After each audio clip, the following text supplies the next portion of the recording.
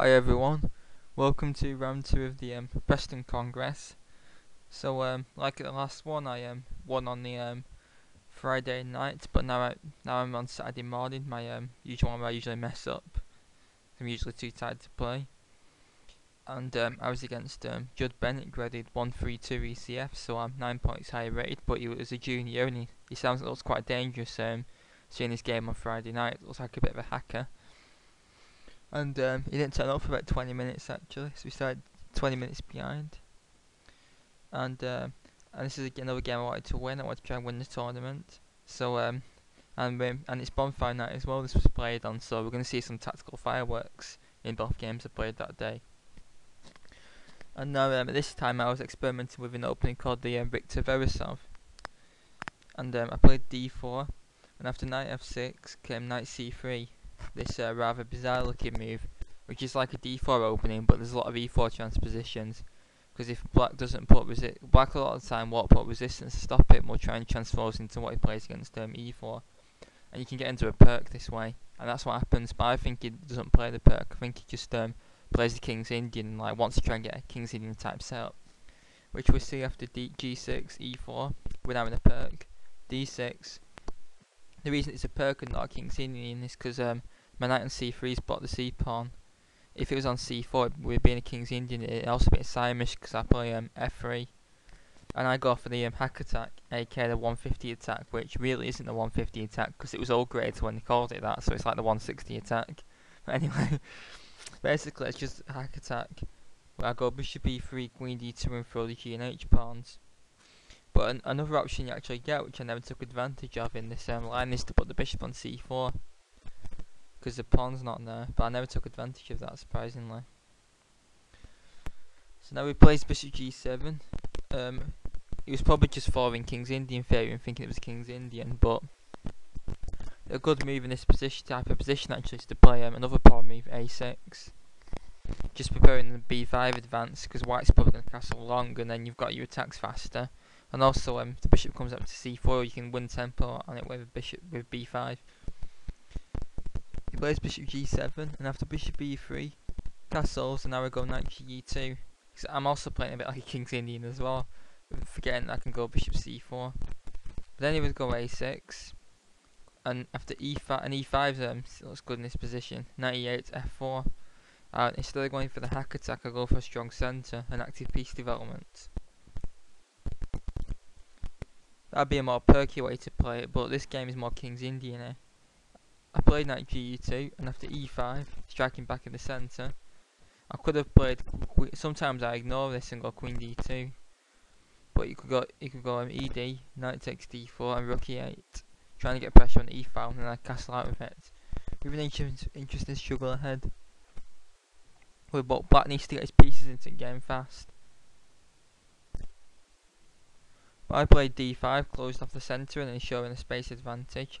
He plays knight b d7, and now I begin the hack attack.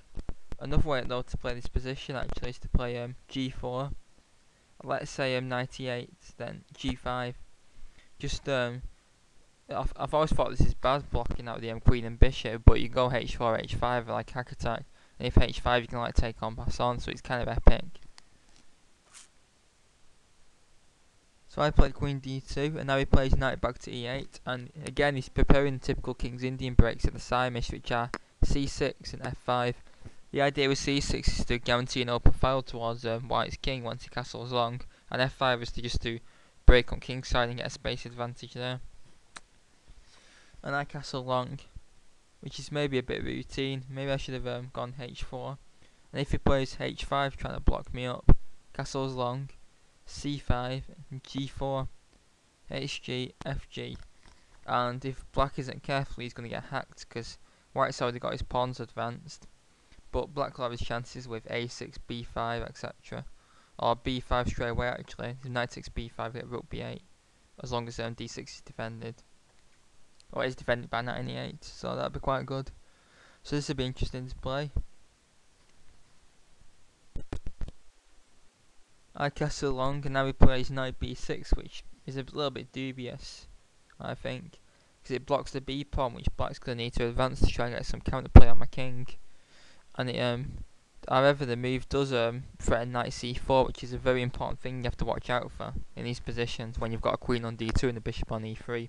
Because if black can play knight c4 safely and nab the e3 bishop, then black's already going to be miles better, because his g7 bishop, once it comes alive, will be unopposed, and white's main dangerous attacking weapon, apart from opening the h-file, is to swap the bishops off, because that bishop's protecting black's king, and black's game often falls apart when that bishop leaves the board. So if the bishop can never be took, then black's going to be in serious trouble. But the move does facilitate the f5 break and threatens knight c4. And I chose to defend it with b3, which does weaken the dark squares around my king, but they can't be exploited at the moment, and I didn't want to play knight g3 to stop it, because although it leaves black's b6 knight out of place, my g3 knight's out of place, and then really given a lot is you'd rather have your piece good and your opponent's piece good than both bad, if you know what I mean. That's usually a rule. But they're both equally good and give white a small advantage.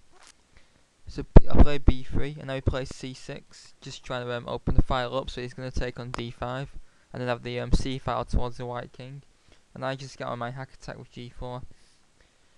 A move that's good to play a lot when you've castled long, and especially when this got its diagonals open, is to play the move king b1. This gets out of any checks on the h6 to c1 diagonal, and also the a3 to f8. And let's say he tries the hack attack with a5. I play h4, a4, and now h5, c5, and now g4. With a very interesting pawn storm ahead, but if black plays c4 too early, then I just ignore it and go b4. So black would probably have to play a takes b3 and then c4, and then move the knight, bring the queen in, and I'd do the same, like play bishop h6, and this would be decided by a hack attack, I reckon. Now, taking the c6 is a positional blunder, because although it makes black's d6 pawn backward, it also gives black a mobile pawn centre with b takes c6. And it's not just that the d5 outpost is now controlled, black's got a strong centre, and also rook b8 to pressure down the half open b line will occur. You can imagine rook b8 moving the knight, and then a5, a4 being strong. c6, I play g4, getting over the hack attack. Now he plays c takes d5, opening the c file up, and I play e takes d5. Knight takes d5 generally isn't too good when you get this position, because in these King's Indian Pirc positions, black's usually got a big space disadvantage. So if you swap pieces off, it's usually in black's favour, because he's got less pieces to work around with his cramp. So after knight takes d5, queen takes d5, bishop e6, and say white can play a safe move like queen d2, and say queen c7, which should be interesting. Or I can take the bait on b7, but this opens up files towards his king. Say rook b8, and queen takes a7 is bad due to rook a8 takes a2. So queen a6 is better, and say rook c8, and black's open files towards white's king more than compensate enough for the minus pawn, in my opinion. Or maybe minus 2 pawns if black if white takes an a7 at some point. So he plays e takes d5, and now he breaks with f5. So his point being he wants to play maybe f4 or e4, which would e4 liberate his bishop, and f4 would stop me going bishop h6 and keep my bishop back and grab some space. So I decided the best thing to do is to stop both of them and take an f5. And I have a little rule, I don't know if this is actually a rule in chess, like a principle, but I always take on f5 with these f5 breaks if black can't play g takes f5 safely. Because I think if you let black play g takes f5 safely, you get steamrolled by his centre. But if you can't play it safely and has to take back with piece, then it's quite good for white. And I was right, because g takes f5 isn't right good in this position. Black's king's going to be too loose. Say f4, e4. Now e takes f4, knight takes f4 is very crushing for white, because if this knight's going to come to h5, bishop to h6, rook to g1, there's going to be a massacre. So e4, king b1, just a quiet move, bishop d7, and now rook g1, and white has got very strong pressure down the g file, so black can't open it up with g takes f5. The other capture is rook takes f5, which, because now with these captures as well, white's left with a very isolated and weak pawn on f3. in return for his half open G file. So you say he played bishop G2 and now playing A5. But white can just block it up with A4. And next will come knight G3 attacking the rook and then H4, H5 with a good advantage to white. So this isn't very good.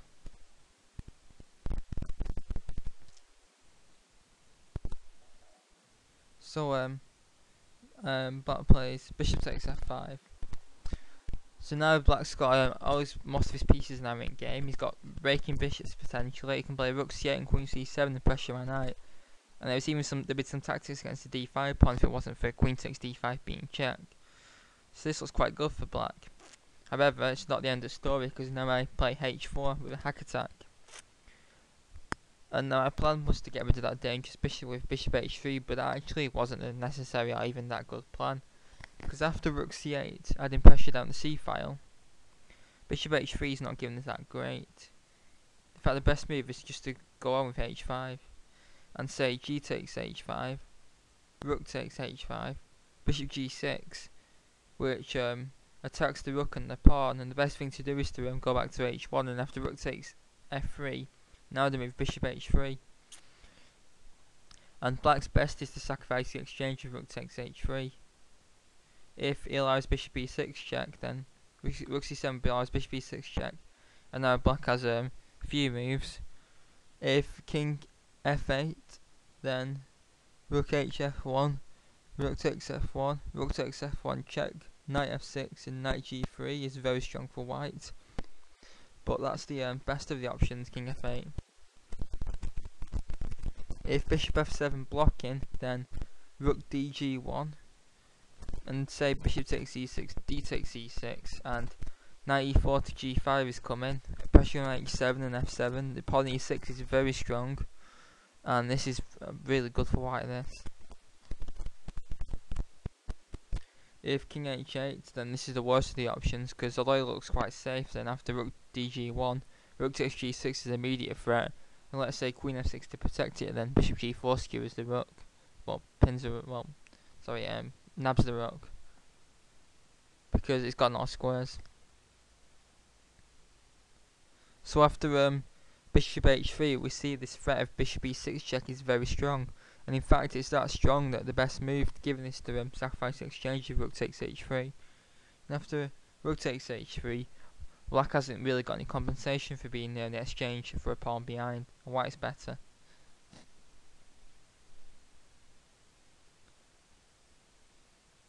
So if we go back, that bishop h3 resource in that position was very strong. And let's say black doesn't take an h5 and keeps things solid with knight f6. Then we take on g6. And this actually allows some tactics, because now black's got two pieces on the d5 pawn, so he's also got pressure on c2. So if knight takes on d5, then we can't play queen takes with check, because our queen would be taken into knight takes, then we lose our queen to rook takes c2 check. So black can try knight b takes d5. But now we have g takes h7 check, king h8, and now the card move, bishop h3, just attacking this dangerous bishop. And say knight takes c3, there is now a very dangerous exchange sack with whites with bishop takes f5, knight takes d1, rook takes d1, and this is already looking pretty dire for black. The d6 pawn is backward and pressured. All white's pieces are very active. He's got the bishop pair in return for the exchange and a pawn. And that pawn h7 is keeping black's king's boxed in. It's never going to see light of day again. So this is, and bishop h6 is also a nasty threat. This is already very bad for black. So if we go back, now b takes d5 isn't as good as it looks. So you say h takes g6, and now knight g3, attacking the bishop. So say bishop d7, knight ge4, and again, white's got a huge position with all his pieces being active. The d5 pawn is completely cramping black, and he's got an open h line, and this could be over pretty quickly. I'm not saying h5, 15 h5 wins for white, but it's very strong, and these positions are all better for white. So I should have played that. Instead I played bishop h3, which is like not even an advantage for white, because he actually spends a long time on this move, queen e7. But I didn't see the point of it, and the engine seemed to back me up, giving white again the advantage you get after h5. spare moves are Queen d7, provoking Bishop takes f5, Rook takes f5, and now I play a move which is very similar to something we see in the game how to play, which is h5, where I've got f3 and under attack, but I just ignore it and play h5, sacrificing a pawn to try and rip open lines, and black would be ill-advised to take twice, so you play Rook takes f3, and after h takes g6, h takes g6, Rook dg1, Queen f7, which gives some f-file pressure, and also protects g6, and white has got some compensation for the pawn, and that's probably got enough, but it's not going to be like a decisive advantage or decisive attack to white anytime soon. But black does have to be careful, but at the end of the day he's a pawn up, and also has 2 to 1 in the centre, and also this g pawn, which is a weakness, could become a passer. Well, it is a passer, but it could become dangerous. Another alternative was to take on h3, forcing white's rook to an awkward square. So rook takes h3, now queen d7, rook dh1, and now knight f6, bringing the knight back into the game. And now another h5 move, pawn sack is played. Now knight takes h5, and now knight e4, with some pressure in return for pawn, with knight g5 to e6 being very strong. And black's knight being awkwardly out. Black's knight's like really awkwardly out of place, whereas white's are active. And again, white has some dangerous attacking chances, but black has a pawn for it, and there's no quick kill. By the way, rook takes h5 is unsound, because after g takes h5, rook takes h5, rook takes f3, white is the exchange and a pawn behind, and there's nowhere near enough pressure in this position to compensate.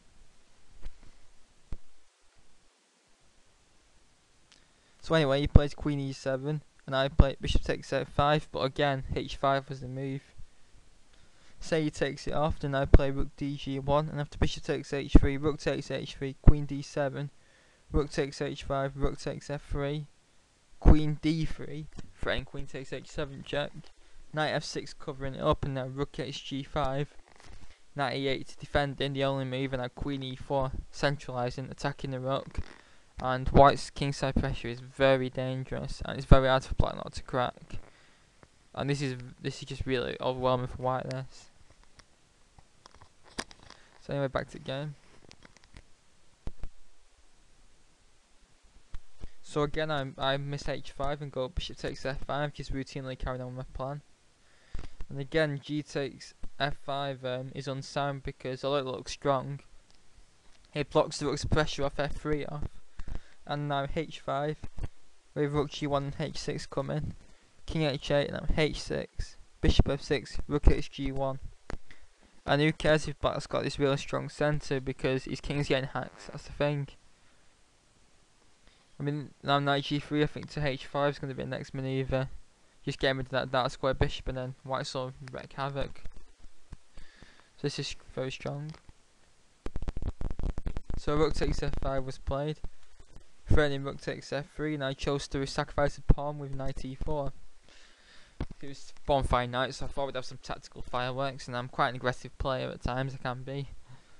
And I fancy to hack him up this game against another junior. You see my plan, if he takes the pawn, is say rook takes f3, which he didn't actually play, he bottled, but it is actually safe-ish. Knight g5. And now, the best move actually given is a dangerous exchange sack with e4, which liberates the bishop, and once to take the rook off, black gets a far advanced past pawn. So say knight takes f3, e takes f3, knight d4, queen e5, and black has got some good compensation for the exchange. I mean, how many exchange sacks have we seen in this game so far, and peace sacks, and we're not over yet. It's very good a hacking game this, you're witnessing. Well, now there's 2 pieces on d5. White's knight can't move to e6 because of queen a1 mate, and black's got a dangerous f3 pawn, and it's obviously immune because of queen a1 mate. So this would have been a good continuation for black. If say he just plays rook f5, then knight g3, rook f8, h5, followed by knight e6 is very strong for white. So black would have probably had to find this exchange sack if he wants to play rook takes f3, which gives him very good counterplay. Instead though, he plays another good move. Well, a move that's given us good at first, but soon slips down Houdini's pecking order with knight f6. I admit I've not really calculated what happens if black doesn't accept the pawn. I was too busy looking at what he does if he accepts it. So I didn't really look to this simple move. The point being now is that d5 is under fire twice, but this move does have the disadvantage of trapping his rook right in my position, and it could get trapped if he ain't careful. There's several lines where a rook gets trapped. It's not trapped yet because he's got rook takes f3 if I attack it, but if I defend the f3 pawn then it will be. And now I miss a very good move with bishop g5, just pinning the knight so it can't take on d5. Well, it can actually, but there's some tactics. The best continuation is to go back to d7, and then rook f1 protecting the pawn and threatening knight g3 is strong for white. But black could try some tactics in this position. He could try knight b takes d5. But the thing now is that because the knight is pinned, I can go queen takes d5 check, knight takes d5, bishop takes e7, and after knight takes e7, the d6 pawn hangs and the rooks are forked as well. So I'm going to be up material and winning. That didn't quite work. But I missed all that and played knight takes f6 check. Now he takes for the bishop. He could have played queen takes f6 actually, threatening moves like e4. Well, it doesn't quite work with bishop d4, but even so, it's a potential plan. But he probably didn't do it because he might have been worried about bishop g5. But in fact, after queen f7, black's better because h5 stopped. Well, there's more pressure on h5, and also there's more pressure on d5, and this is good for black. So that would have been very Patzer-like. The better move is knight g3. And now, black plays e4, because of course the rook's immune because of queen b2 mate. If bishop d4, then blocking it off, then if black moves the queen then he's losing, but he's got the key move e3 exclamation mark, queen d3, but now he has to give the exchange up with rook e5. But now the best move given is not to take it, but to continue hacking with h5, amazingly enough. Now the queen takes f3, bishop takes e5, bishop takes e5, knight e4, and again another exchange sack has been seen. White's got dangerous attacking chances, but black's got a far advanced central passed pawn. His queen's active, and his bishop's very active. But white is still better, I think, because the pawn's pinned as well to queen. But white has to be careful.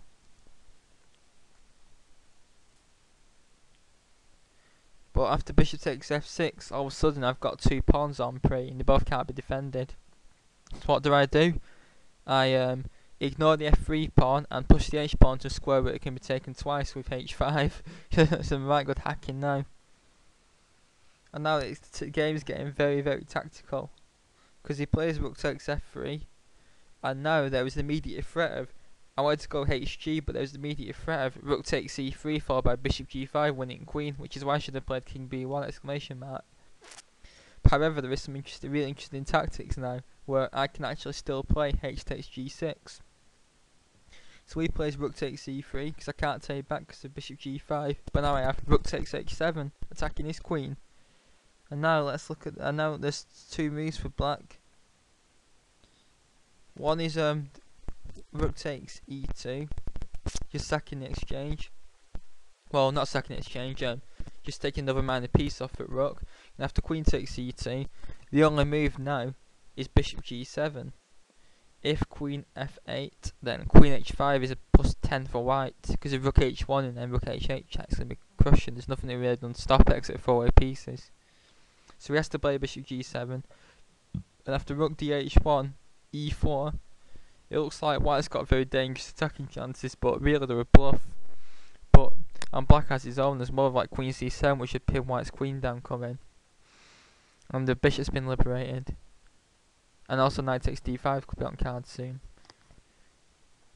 But this is still quite risky in it, and this is like a winning attempt for black, but he can actually play the incredible move bishop g5. Because after rook takes e7, now comes a stunning move, rook takes e2. And now a draw is forced because queen takes g5 is played, and black just plays rook takes c takes c2 check, and the draw perpetually happens, even though black's a queen for a knight behind. After king b1, rook b2 check, if the king goes to c1, by the way, there was an embarrassing finish with rook ec2 checkmate. So he has to go to a1, and now rook takes a2, king b1, rook a b2, blah blah, draw. But that's a stunning way to find the draw, and typical of Houdini finding amazing tactics and resources like these. By the way, just to add something, white can sneakily try to make rook e8 check. The point being, if the rook's taken, then all of a sudden queen takes g5 is completely winning for white. So black just ignores it and plays king g7, and it's going to be a draw. Because white's queen's pinned as well, remember, so the rook can't be taken. So some stunning resources were found in that position, but even though h takes g6 is playable, black can actually force a draw and can even try for more. So I play king b1, but this allows g5. And all of a sudden, if black has one more move and plays h6, then I'm lost because I'm just a pawn down for nothing. So if say I play just rook dg1, attacking g5, then after h6, white's got nothing. So I have to play h6 myself, that's the only move. And now the struggle's going to revolve around whether I can hack this g5 pawn off the board. If I can, then I will win, probably win, because all of these like rods to black's king will have opened up, because it's the only thing like covering his king. But if I can't, then I'm just going to be a pawn behind. Remember, my king isn't completely safe as well. Once black plays e4 and liberates his bishop, which he does with his next move, I could get hacked if I'm not careful. Another alternative was to play king h8, rook hg1, and now knight takes d5. It's more tactics. Bishop takes g5, bishop takes g5, rook takes g5, knight e3, rook g7, queen f6. I know black's got an octopus knight on an e3, and all black's pieces like active, but so white's got his like rook on g7 on 7th, and this is a very messy position. Black's also got two centre pawns to none in his upper pawn, but this rook on g7 is giving black some right heartaches, and rook takes b7's on cards. So this would be a very messy and interesting position to play along with. So my pawn plays e4, and I play a very bad move with bishop d4, which wasn't punished thankfully. The best move was rook hg1, just adding the pressure to g5, and now queen e5, threatening mate on b2, so I play bishop d4, and now queen takes d5, so black goes 2 pawns up. But there was a very strong move now with queen c1, a quiet move, just threatening discoveries with bishop takes f6 on black's queen. And maybe moves like queen b2 are coming. And black's under a lot of pressure even though he is 2 pawns up. But I played bishop d4, and there is actually ways to punish this move. First of all, if black plays knight takes d5, then I have bishop takes f6, and now black has to play knight takes f6, and now the g5 pawn's taken with check. And now if king f8 king h8, then white's got to move rook takes d6, because the rook's in the injury to queen g7 mate, and white's just taking an important pawn after rook g8, queen c5. White's miles better. So he has to play king f8, and now knight d4, bringing the knight into the game, attacking the rook, coming into f5 is also crushing. So knight takes d5 was unplayable. However, if white can't take on g5 with check, black will have a much better position. There'll be 2 pawns up and white won't have enough. So we need to look for an in-between move. So look for an in-between move, folks. Stop the video if you can't find it straight away. Of course, the move that Judd should have played is e3 double exclamation mark, and all of a sudden black's boarding a point up. Because if I just play queen d3, now knight takes d5 is on the cards, and I can't win g5 now. And moreover, black's got a dangerous passed pawn. Say bishop takes f6, knight takes f6, and now knight d4, rook f2, and black's just 2 pawns up really. If I take a pawn back with queen takes d6, and this is even worse, because after queen takes d6, rook takes d6, rook f2, knight g3, king f7, preparing stuff like rook e8 and pushing the e-pawn. The thing is, I need the queens on the board to try and create counterplay, so even though I've took a pawn back, I've got not a counterplay now. In fact, black's got the initiative and his upper pawn. So I have to, because black's used a technique of giving back 1 pawn when you're up 2 pawns to like simplify the position. So after e3, my best chance is to throw in between move, bishop takes f6, And now black's best is to play queen takes f6, queen d3 and rook e8. And black's only up a pawn in this position, but it's a dangerous pass pawn. And white won't really be able to attack now because he's going to be having to fight that pawn off because all black's pieces are around it. And this is very good for black. Not winning, but very strong. And it's good job we missed that. So bishop d4, he plays bishop b5. And now again I play another dodgy move. And in fact I'd meant to play this move, but then ended up moving the wrong rook for some reason. Because I realised that if I play the h rook to g1, only 3 pieces can ever attack the g5 pawn. If I go rook h5, which I should have played and even saw but didn't play for some reason, I've got 4 pieces now that can potentially attack it. So to defend, if it defends with rook f5, then I've got rook g1. So he has to like play king f7 and then rook g8 or something, and then it gets really messy. So rook h1, and now he plays rook f5, and if you see, I can only attack it 3 times, and he can always defend it 3 times. Another alternative was king f7, preferring rook g8. And so I take the bishop. Say I play bishop takes c5, queen takes c5, rook takes g5. Black now has this e3 resource, otherwise he's lost. Rook takes c5, e takes d2, rook e6.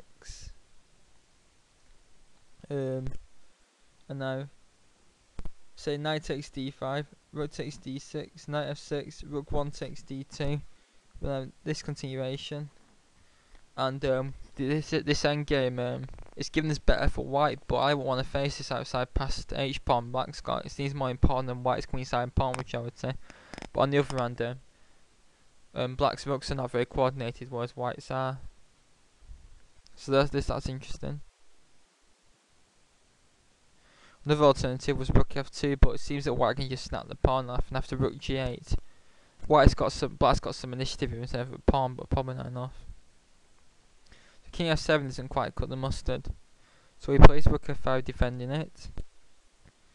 And now I play bishop e3, he's attacking the pawn again, and he plays bishop f6 defending. Houdini also gives queen c7, but after bishop takes g5, king h8, what has black really achieved except put his pieces on close to white's king? But now here comes more fun. Bishop f6. Now you see this pawn finally is under attack twice, and can't be defended again, except with the move c4, which is very risky. I could also play knight d4, but after rook takes d5, rook df1, rook c5, which is given as actually the only move. c4, rook e5, rook f2. And we have a very messy position with most pieces on board and potential for some hacking from both sides. But this isn't particularly brilliant for white, I don't think. So I played the risky move c4, and I was pretty sure that the hacker would blow me apart with a piece sacrifice on the c4, and that's actually the best move in the critical test of c4. Because so far I've been doing most of the attacking, but now black has his chance to land his punch with the move knight takes c4, which I've seen but not calculated, of course. I expected him to play it, so I've had to like make it up along. Say b takes, rook takes, rook c1. Now he brings his queen into e5, threatening queen a1 mate. But I notice he's left his rook on pre as well. And if I take the rook off, then my king's got access to c2. And now here comes some more amazing tactics, because there's a potential of throwing in the move rook takes g5 check. Say so if bishop takes g5, then white just plays rook takes c4 and is a knight up for 2 pawns for nothing. So he has to play rook takes g5, and after rook takes c4, queen a1 check, king c2, rook g2. Black has got some very dangerous pressure on his pieces right near white's king in return for the pawn. Oh, sorry, piece. And another alternative was king f8. Now rook c3, rook f1 check, and now king c2 has to be played because king b2 loses too, because now there's a pin on the rook in artist. So bishop takes g5, bishop takes g5, rook f2, followed by rook takes e2, wins the house for black. You see white has to be very careful of this piece sack. So king f8, rook c3, check, king c2, box, rook takes c3, knight takes c3, bishop takes g5, bishop takes g5. And now black has a rook and 2 pawns against the bishop and knight, so it gives him a slight material advantage, and also his pieces are very active, but white's bishop and knight are going to be very strong, so the chances are about equal.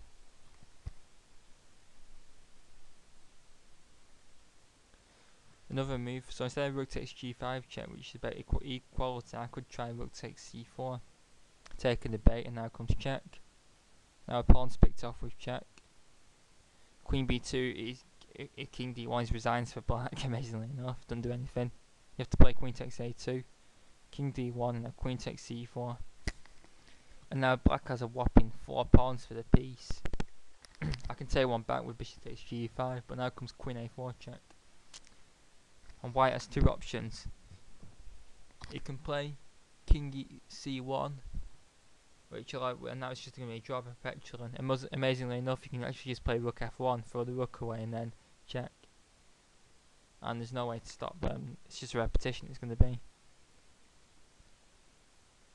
Or you can play king e1 after queen a1, queen c1, queen takes c1. First of all, knight takes c1 loses to rook takes g5. So queen takes c1. If knight takes c1, then rook takes g5 puts black 3 pawns up, so you have to play bishop takes c1 because it's with check.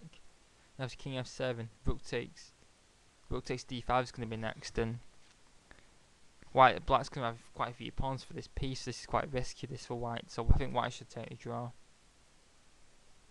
So my conclusion of this sacrifice is that it was strong and gives black enough counterplay in all lines and probably would lead to a draw. And I think black should have played it, because look at this deadly pawn chain now. And in fact, he blunders with knight d7. I mean, he only had about 6 or 7 minutes for the last 15 moves due to turning up late in that. So I can understand he probably didn't have time to calculate the consequences of knight takes c4 and didn't want to risk being material behind, but it was logical sacrifice. And now I played knight g3, which wins the g5 pawn by force, but this is nowhere near as strong as knight d4, rook e5.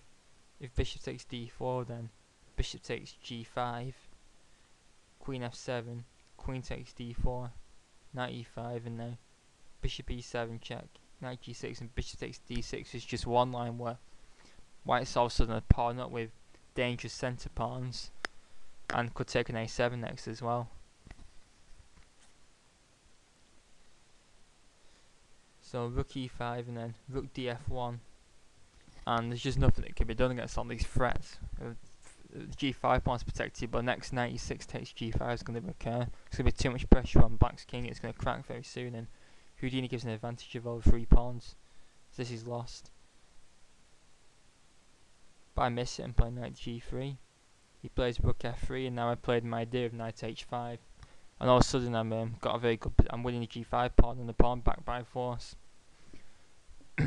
Because it can't be protected again, and I'm attacking the bishop which is defending the pawn, and once it leaves the board then I have 3 pieces on it and he only has 2 on it. So it's lost all of a sudden. Well, it's not lost actually, because he could have played king f7, and after knight takes f6, queen takes f6, rook takes g5. Just going to give one line because I've drilled on so much in this video, it's really long, so I'll just give you one line. But you can check the rest out for yourself. Rook g8, rook takes g8, king takes g8, check. This is best play, this. King f7. If rook takes e3, then check. Wins the white actually ends up 2 queens up, because he has to play queen takes g7, then h takes g7, then queen and the other pawn. So he plays queen f7, and white's won the pawn back with advantage due to his superior minor piece with a very strong bishop against that poor knight. And white's also got g-line pressure, which seems more important than black's f-line pressure. This isn't game over by a mile though. Black will get some counterplay, but white is better. However, my opponent cracks under the pressure and plays queen e5. He probably just saw, he probably forgot that knight takes f6 is check, and thought he was threatening queen a1 mate. But I just take the bishop off, and now he could have took with queen, but after bishop takes g5, queen f5, and now the quiet move, queen b2, threatening queen g7 mate, and he allows e3 check, but after king a1, knight e5, take the pawn with check, and then we take the other pawn, and white's 2 pawns up with a clearly better position. This is very strong, but that was black's best. Instead he just allows his queen just drops the rook, takes g5 check, and he could have resigned at this point, but we know juniors are better than never resigning. So he just takes my rook, I take back, and I'm just a queen for a rook up. He plays knight g4, and now the final nail and coffin is sealed with queen d4, which actually isn't the strongest. Rook g1 was stronger, but this threatens queen g7 mate and the pawn in e4, which then the piece will drop off. So rook c7, queen takes e4, and now he finally resigns. So what a game that was. Some very interesting tactics there, and a very good hack 'em up, and a very good win as well over a 132 graded junior, who looks like a strong player and one for the future. So I was very happy with this win. Put me on 2 out of 2, and a very exciting game to win as well. And he played well, matched me right up until the end. He more than matched me.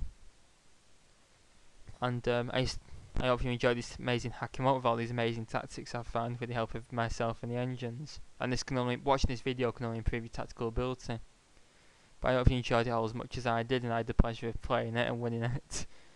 And for now, please like the video, subscribe to the channel, and join the Chess Cube Cafe Epic Chess. And for now, please leave any comments and thoughts. Thanks very much.